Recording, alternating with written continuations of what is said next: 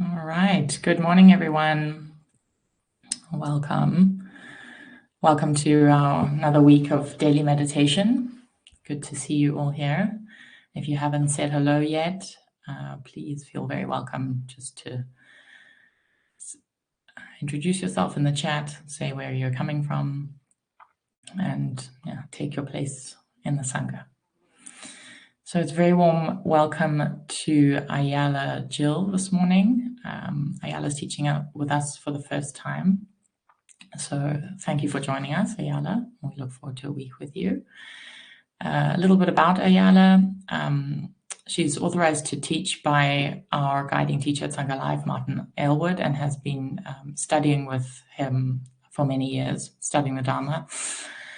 Ayala's been committed to a path of insight and awakening since her early 20s. She's been teaching for about 25 years, guiding silent retreats in Europe, which include yoga, meditation, and ceremony. She's also currently writing a book about integrating these practices into daily life. This week's theme with Ayala will be on living in sacredness. So for those of you who are here for the first time, very warm welcome, and we'll be here every day this week, Monday to Friday, at the same time for 1 hour. And we run these sessions year-round with different teachers. And we follow the same format. We have about 10 to 15 minutes of introduction guidance on the theme by our teacher. And then we have about 30 minutes of practice. And then there's 15 minutes at the end for dialoguing with the teacher. If you would like to share any reflections or just have an inquiry with the teacher about something that's coming up in your practice related to the theme right now, or generally, you're very welcome. And there are two ways that you can do that. You can come on screen. So you'll see at the bottom of your screen, you should have a little hand, a little hand, sorry. If you click on the hand, then I will see it in the chat window and I can invite you on the screen and you can have a conversation with Ayala. Or if you prefer, you can also just write your question in the chat. So you'll see there's a little chat icon, if you haven't seen it yet, in the bottom right of your screen. And if you click on that, it opens up a chat window and you can write in there your question. Just we ask that you type at the front of the question in caps. All right, so that's Q&A. And the last thing I'd like to say is that these sessions are all run on a donation basis. So we don't charge any fees.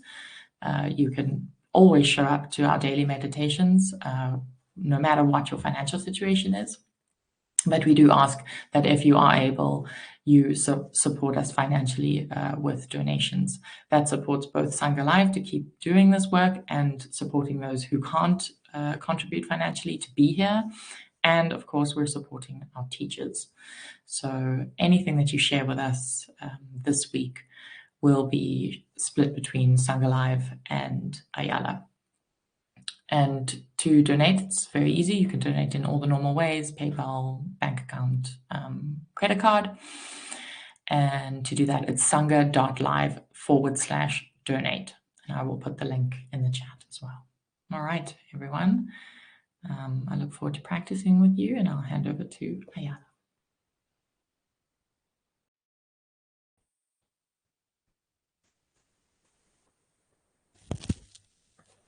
Good morning. Thank you so much, Faith, for the introduction. It feels very heartwarming for me to just be witnessing you arrive and say hello to each other, and some old friends here that I haven't seen for a long time. Many of you I haven't yet met, and just recognizing the sweetness between you already. I can really see that this is a warm and a thriving Sangha, and it's an honor and a pleasure to be invited to join you. So thank you. And I think maybe we can all perhaps as people are still arriving and as we're still arriving this morning, if you're in Europe or other time zones, maybe we can all just close our eyes for a moment and take a moment to sense the physical reality of each one of us, seated somewhere in a different part of the world. The actuality of each one of these glowing and awakening heart minds.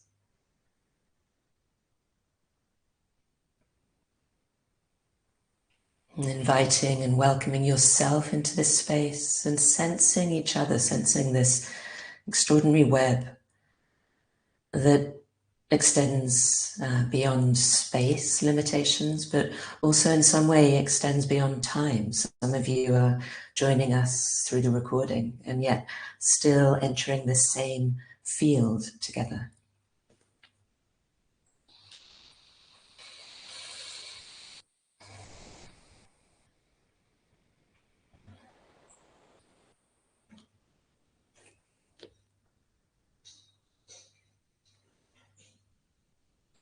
And so it's this field that we'll be exploring a little in different ways during the week. This relational field that I'm calling a field of sacredness, living in sacredness.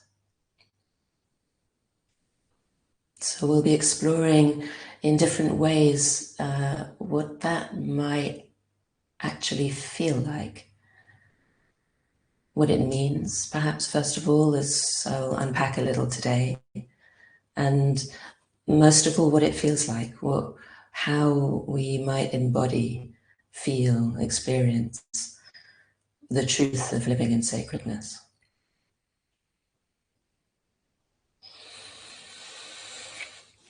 So I've come recently to feel most aligned with this word sacredness, because to me, it most describes the felt sense of aligning with and inhabiting the reality that the Buddha described, the true nature of reality that the Buddha described. Many of you will know that one of his foundational teachings was dependent origination, which is the teaching that everything is arising from and dissolving into, codependently arising from a great mystery, dissolving into a great mystery, influencing and being influenced.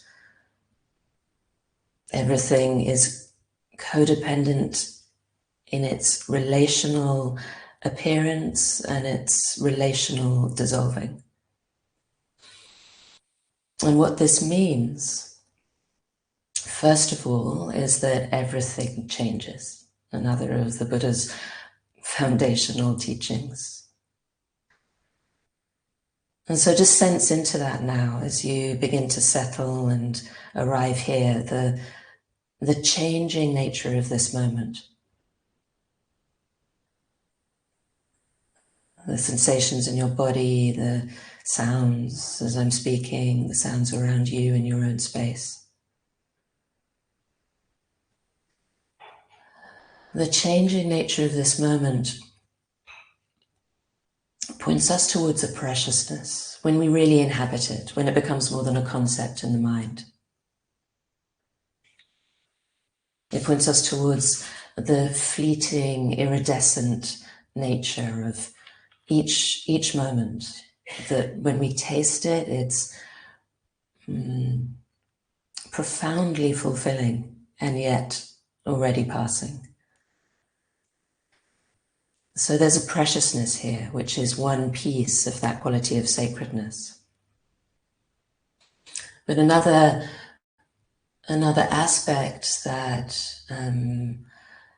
is pointed to, I feel, in this foundational teaching of dependent origination and is also a foundational teaching in itself from the Buddha, is that since everything is changing and everything is arising and dissolving from and into this great mystery, influencing and being influenced by everything else, then there is no such thing as a fixed, solid, separate identity. There is no such thing as a fixed, solid, separate me.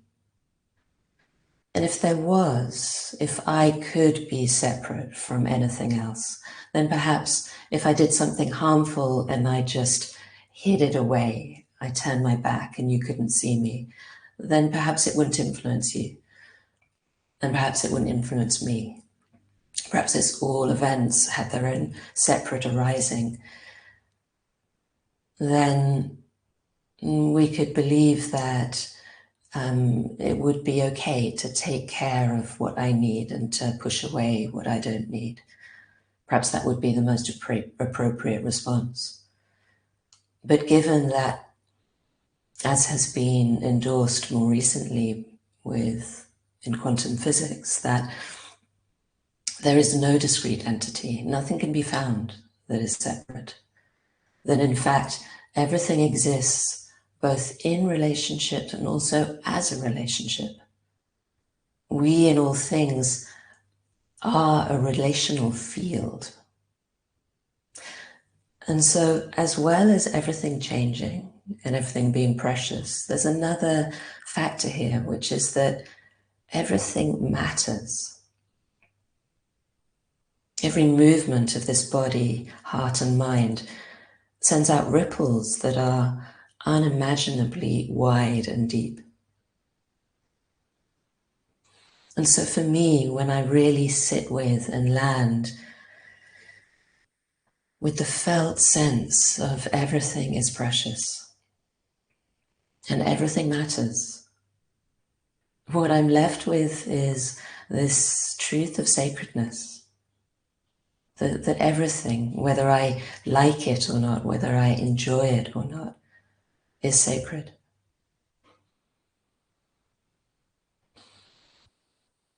And there's another piece that is also very foundational teaching of the Buddha, which is that, or at least my interpretation in this context, is that when we forget that everything is precious, that everything matters, when we forget the changing relational nature of reality, when we forget sacredness, we suffer. And when we act from the forgetfulness of sacredness, we create more suffering in the world. And so really, we're here together and gathering each morning together and separately, we practice to remember. Practicing is a process of remembering. As some of you will know, this word sati that has been translated so widely now as mindfulness is more closely translated as a verb, remembering. We are in the process of remembering sacredness. So we're going to be exploring over the week, just leaning into different ways of aligning ourselves with sacredness, because the sacred isn't something we create, it's already here. We align ourselves with the inner atmosphere of sacredness so that we're more able to receive its presence. And in receiving its presence, we're more able to express its presence, creatively express in all the ways that we do. And today we'll be exploring a little how to align, as it were, the body, how to experience ourselves in the body in a way that best supports this field of sacredness. Because when we are in a state of forgetfulness, the body becomes contracted and collapsed. The state of separation is one of contraction and collapse. And when we're contracted and collapsed, it's harder to experience the sacredness. It's harder to experience the preciousness. It's harder to feel how everything matters. So I'll be sharing through our meditation pointers to embody this, a way of being in the body that more naturally expresses these qualities of wisdom, compassion, and delight that are, you could say, the natural out-breath of sacredness. Wisdom, compassion, and delight are felt through curiosity and care, through reverence, through tenderness, through kindness, through wonder and awe. And when it comes to the body, I'll guide you through finding the qualities that best allow us to inhabit those other qualities. It's like a web that we grow together. So we'll be exploring how to be in this body, how to lean into the qualities of ease, of groundedness, of wakefulness, of openness, and of spaciousness.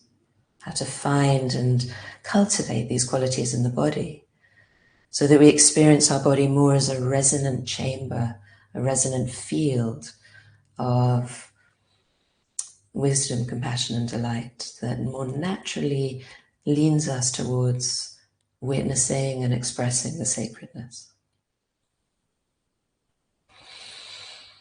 So, if you're not already seated in a comfortable position, then bring yourself where your base is wide, your spine is long and upright, your chest open.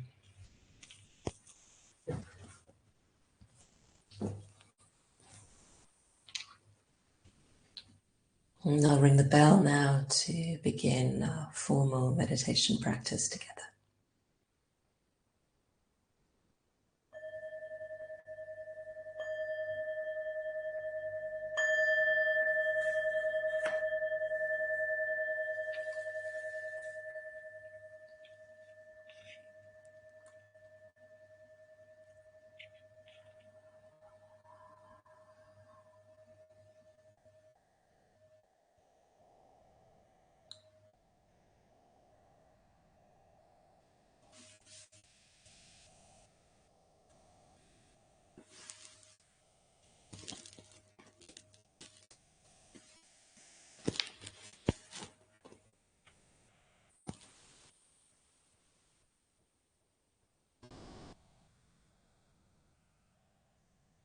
Let's start taking a long, slow breath in through the nose and out through the mouth with a sigh or a sound.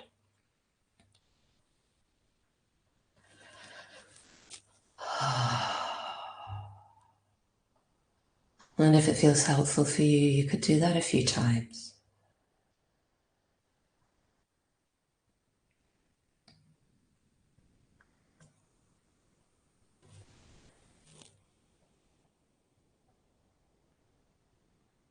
Notice if there's tension in your face. And it can help sometimes to squeeze and stretch the skin and muscles of your face. Just make any facial contortions you can conjure up. Open your mouth wide. Stretch out your tongue.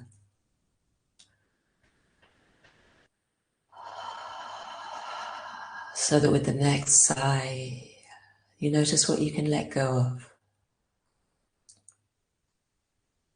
Keeping the mouth slightly open. The lips full and soft.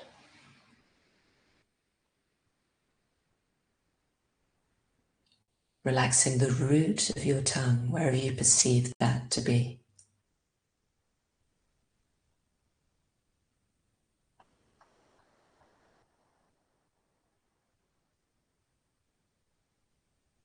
Relaxing the skin of your eyelids. Softening the inner corners of your eyes.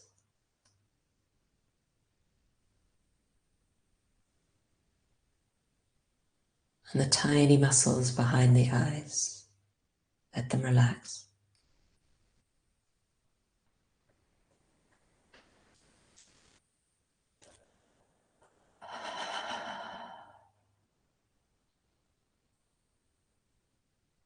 Soften the inner cheeks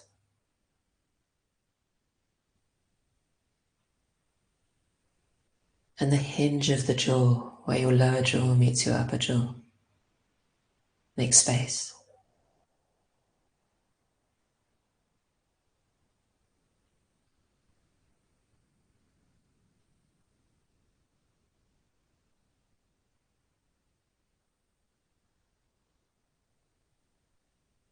Notice if there's tightness and tension in your shoulders.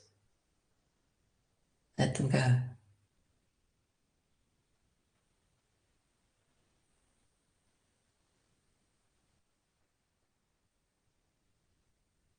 If there's tension in your chest, your diaphragm,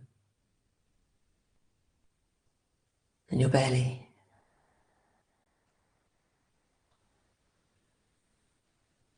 Notice if there's tightness, tension in your hands.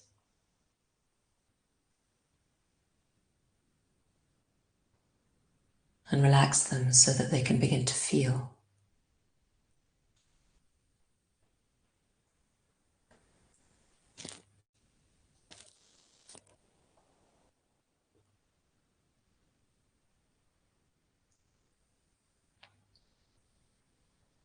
And so inviting the quality and atmosphere of ease, of relaxation, of softness.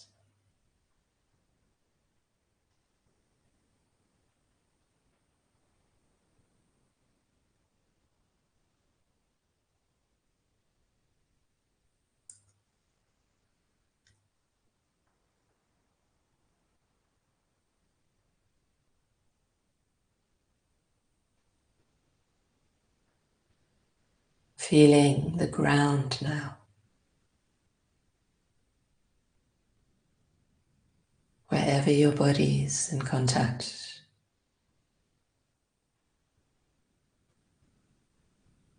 with whatever is holding you up, a cushion, a chair, the floor.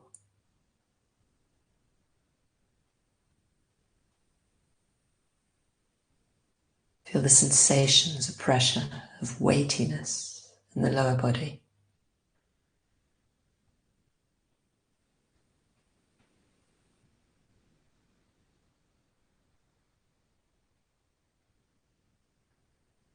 And as you exhale now and feel these sensations of contact, of weightiness, sense also the aliveness of this ground that holds you, this earth that holds you.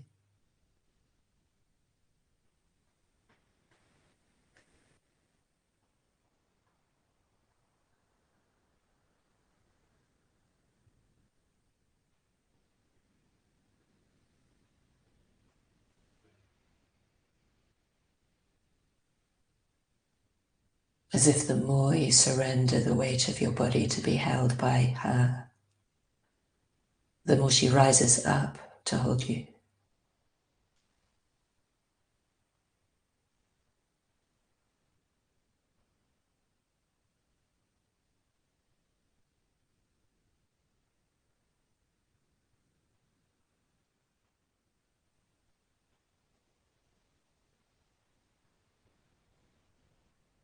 Inseparably belonging to this sacred earth.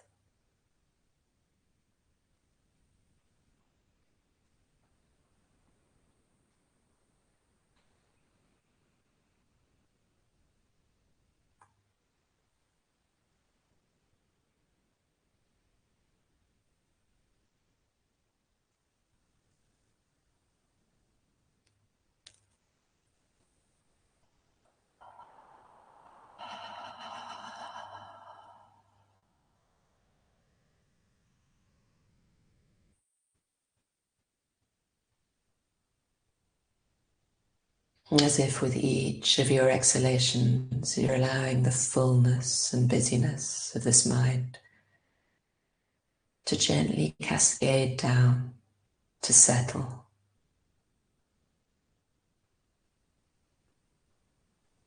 to come into the easeful groundedness of the body, your body, and the body of this earth, to come home.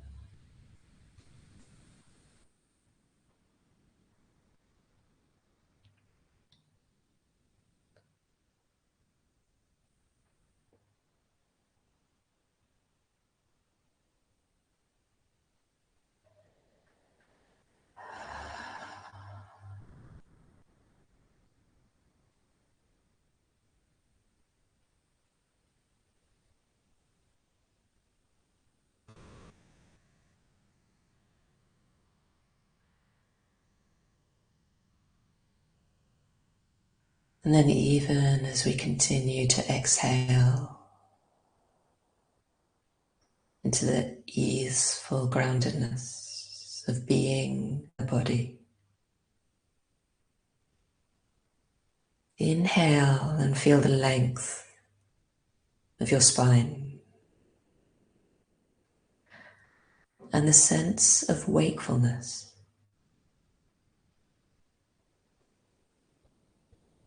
This miracle of being awake, conscious,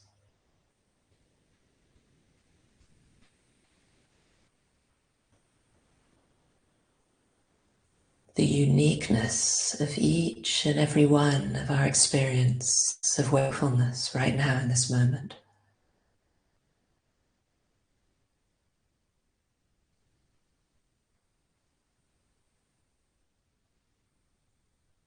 Each of us like waves rising up from the same ocean, expressing the same depth,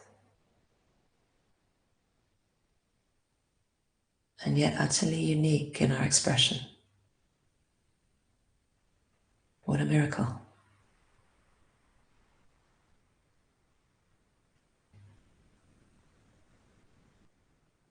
What a mystery.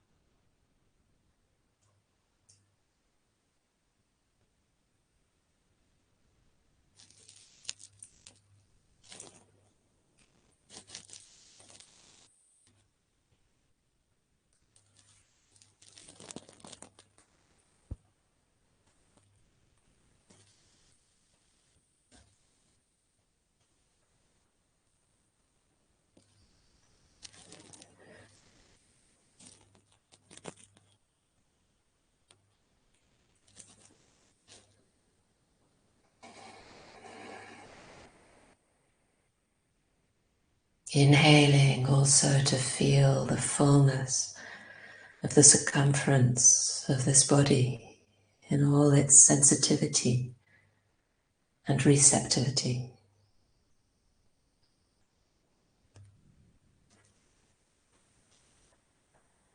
We are both awake and receptive, open, open to receive through these tender hearts, through these ears, eyes, tongue, through the skin.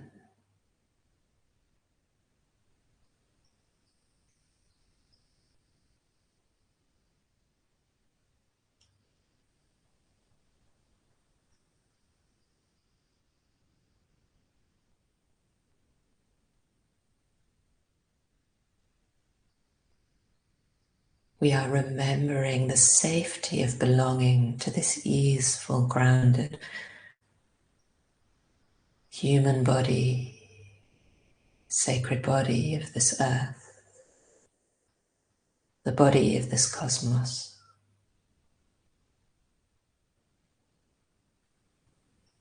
We are remembering that we belong, that we can stand up and show up in our wakefulness, so that we can open our hearts in our sensitivity and receptivity, so that we can receive the mystery, perceive the sacredness.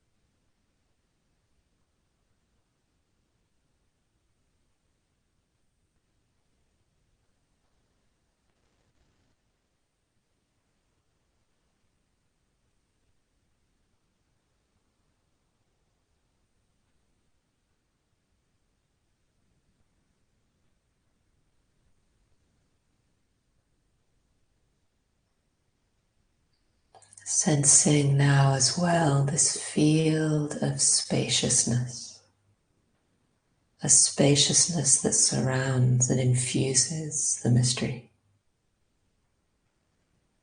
that surrounds and infuses whatever drama, whatever contraction or collapse you might currently be experiencing.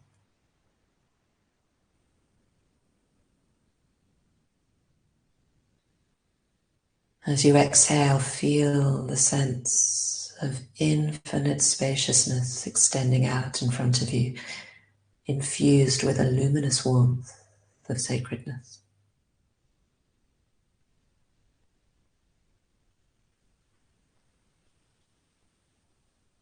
The infinite spaciousness extending out behind you, to the sides, below, and above, infused with this luminous warmth of sacredness.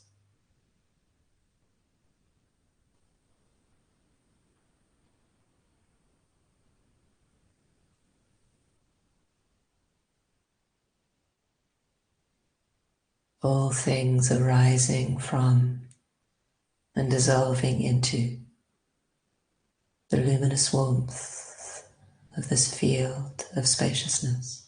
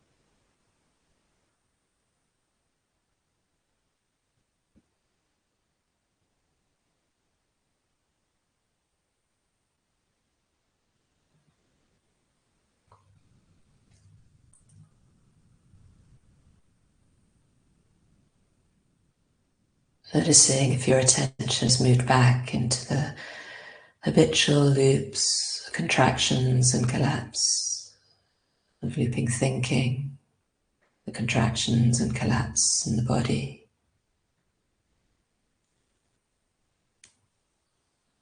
Reminding yourself that this is a practice of remembering. We simply unhook with so much celebration for the return. As we exhale to find once again where we can find more ease, what we can let go of.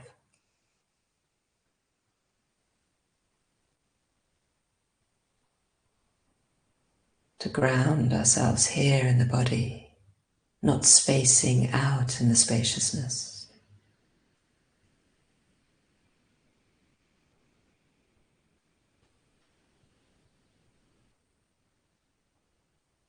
To be wakeful, present with the sensations of breathing.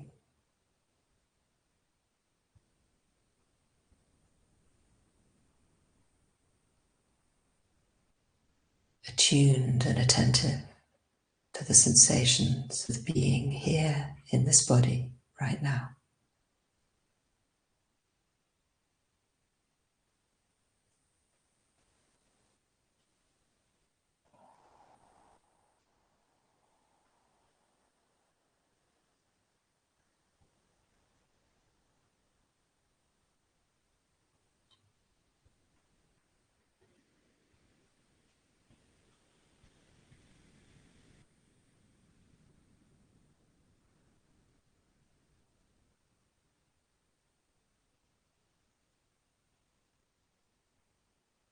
Attending to everything that you're experiencing because it's precious and it really matters.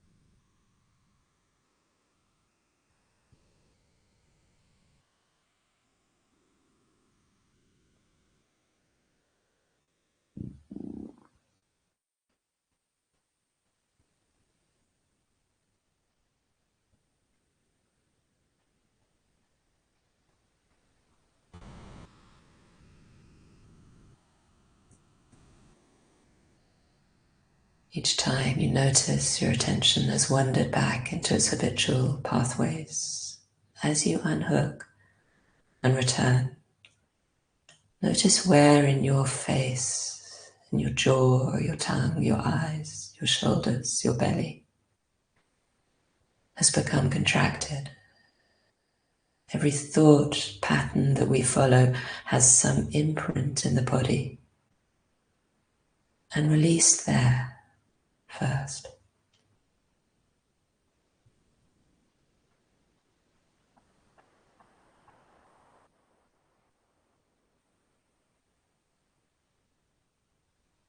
So that the return becomes a homecoming, a refuge, a return of and a lover meeting a beloved, so that you welcome yourself home.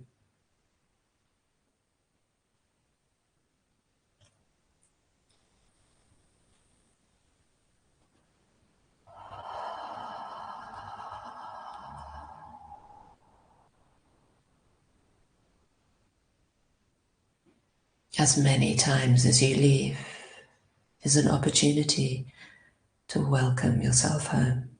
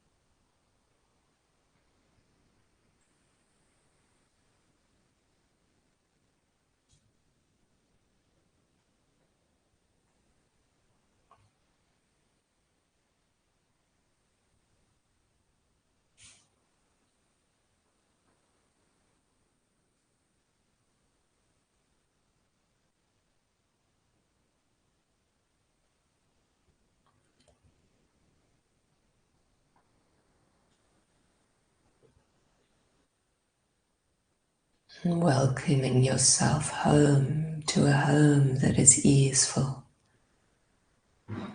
grounded, awake, open, and spacious.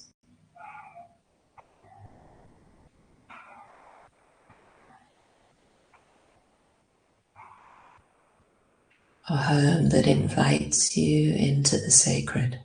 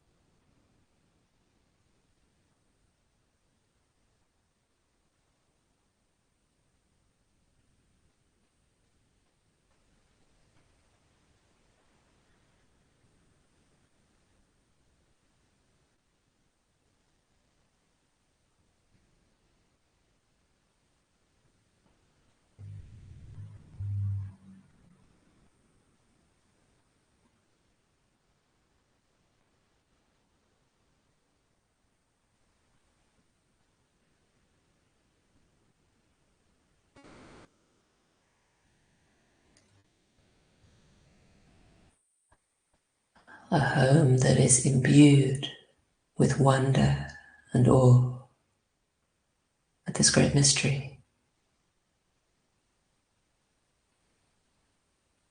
with tenderness and reverence at its fleeting beauty,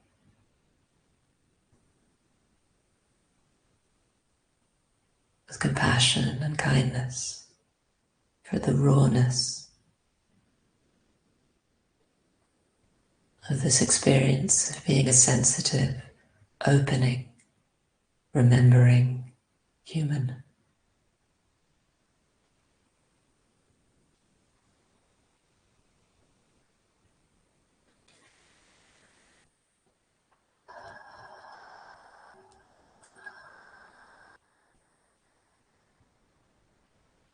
And so, as we move towards bringing this meditation to a close,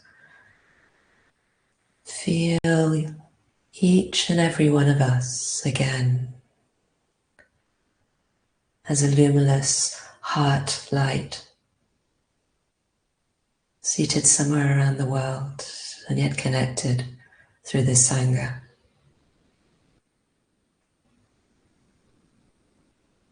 Feel this beautiful web beyond space and even time.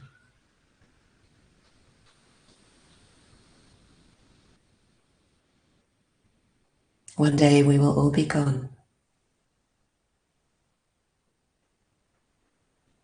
There's a preciousness here in this moment. How we choose to show up in this moment really matters.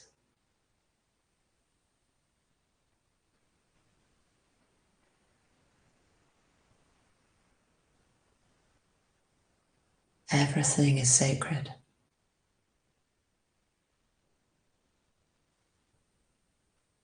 How would it be to live in sacredness?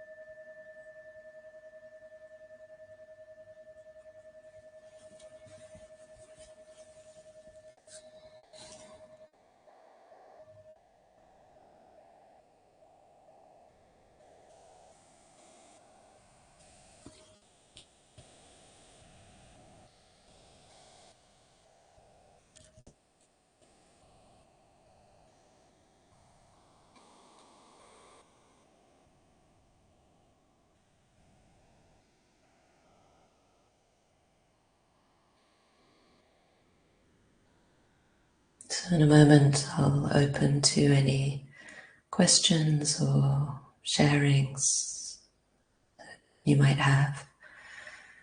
And first, just a reminder that our practice in some ways is what sets up the container for life as a practice. And so coming together like this each morning during the week is a beautiful opportunity to take these seeds into the day. How can we walk through the day in relationship to this invitation for the body to be at ease, to feel grounded, to feel the relationship, the contact with ground, to be wakeful, awake, alert, and open, receptive, soft, to sense the spaciousness, and most of all, to really lean into this possibility of all things being an expression of sacredness. How would that change the way we live?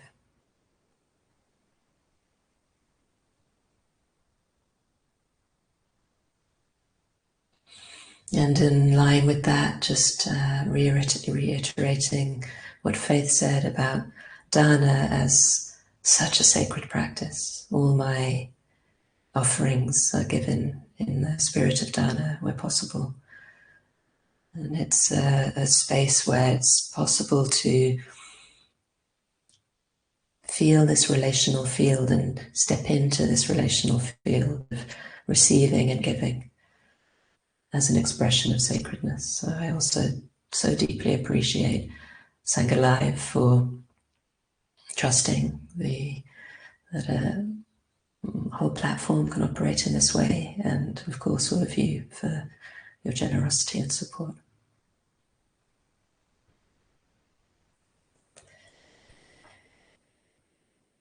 So if you have any questions, or if you would like to come into the space with me and share anything, it'd be lovely to hear from you.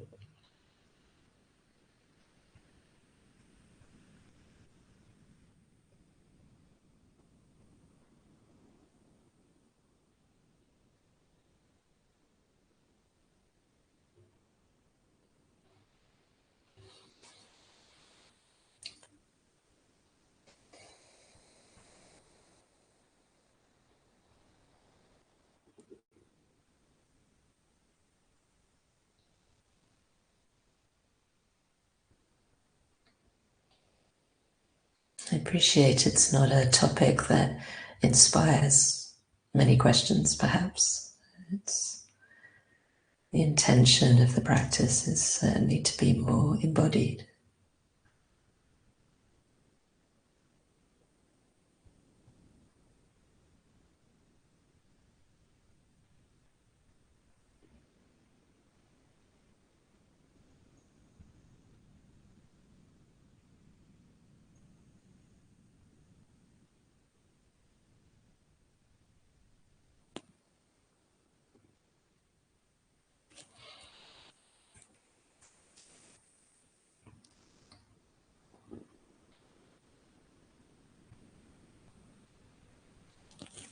Sandy, you've raised your hand.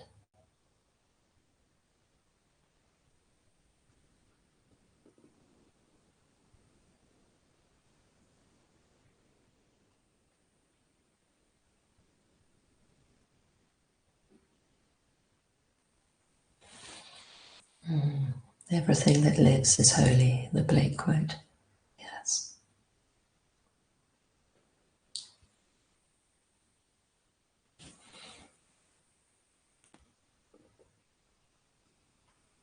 So, Faith, is it you who brings somebody in if they've raised their hand? Yeah, I see Roy's hand raised, but not Sandy. So I've invited Roy on. Do you see Sandy's hand raised? Ayala? She did, maybe she unraised it. Okay, so I've invited Roy. So Roy, you should get a little window that comes up that asks you to give permission to come on screen.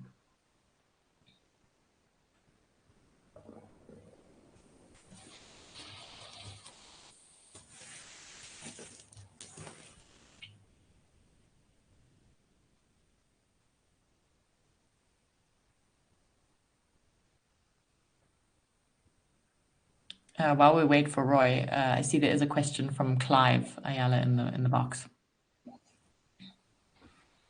Yeah, there are a few questions.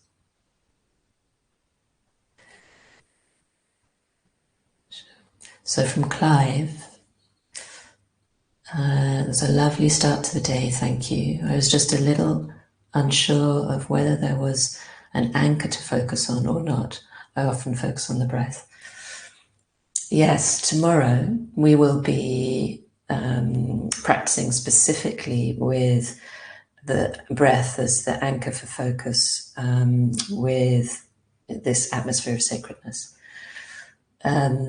Today, I intentionally left it a little more open to give more of my hope was to give more of a sense of the focus being on the flavor with which we bring our attention to whatever anchor we place our attention on, if that makes sense.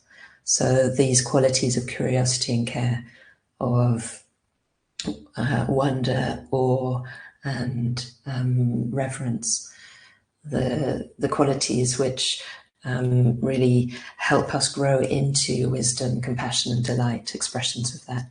To be really attentive to creating a field that best serves those qualities, because otherwise the way we do anything is the way we do everything. And if we have any more contracted or collapsed, to use those words, way of relating to our everyday life, we'll tend to bring those same qualities in, even when we attend to the breath. So that was my intention. And yet breath awareness is always present, and I will be always continuing to refer to that. Yeah. Thank you, Clive.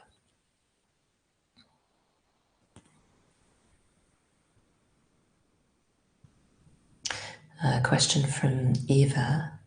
When everything you do has an impact on others, how to choose your morning practice in peace, knowing that your husband would prefer you to stay in bed? Wise response. You know, it's one of the most beautiful things of the Buddha Dharma and of this practice is that I feel what we learn is appropriate response, which is never binary. It's never obvious. It's the willingness to sit in the field of everything that's here. Your need, desire to rest in the peace of practice, your husband's need or desire for you to remain with him, all the other pieces, because there'll be subtle psychological and emotional layers behind both of those movements as well. To make space to feel each and every one of those, to listen to hold each of those movements as sacred, so that we can enter a spaciousness where love responds, where appropriate response is able to arise, and where, with more wisdom, with more awareness about what it is, why I have this this passion, this need to do this, why he might have this desire, what might be the sense of lack or loss in either of you, then with more wisdom around that, with more compassion for the movements, there can be more conversation, communication. There can be a compromise that starts to come. Perhaps the mornings are the time that you can feed yourself, but perhaps there's another time that you can really come and connect from that place. Perhaps there are other subtle layers that are there to be met. So we step out of the binary of there being ever a simple answer, a simple one thing to say or do. And we allow ourselves to rest more in the space of not knowing, which is this spaciousness of the great mystery, the discomfort of not knowing. And in meeting the discomfort, allow again and again and again a growing capacity for appropriate response to emerge.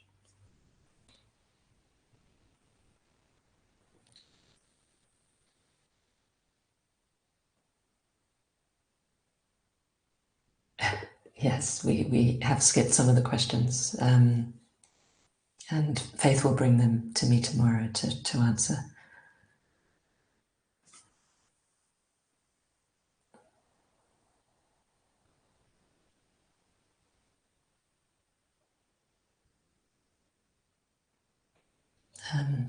So just a share from Annie. I practice meditation to be able to live what I have to live, Cancer. And up to now, what was difficult was to accept that some people in hospital are not compassionate. Thanks for today. I feel it could be easier. It's hard. It's hard, as the Buddha said, to swim against the stream. And which is why Sangha is so important. To be with others who reflect and support our growing tender shoots of wisdom, compassion, and delight. And I really feel it's important for delight to be included.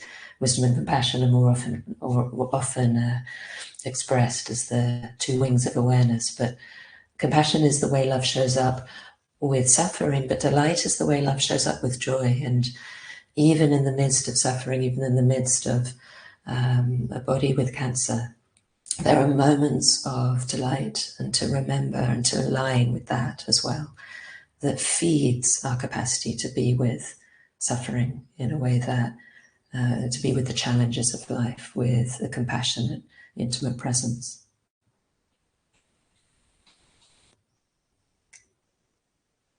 So perhaps, Faith, I mean, I could carry on, but I also want to respect the time. Is it better to take questions over?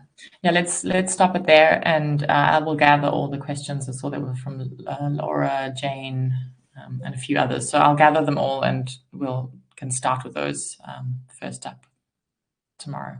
Yeah. All right. Thank you. So maybe just very briefly, I will say thank you and goodbye, and I hope to see you tomorrow or during the week.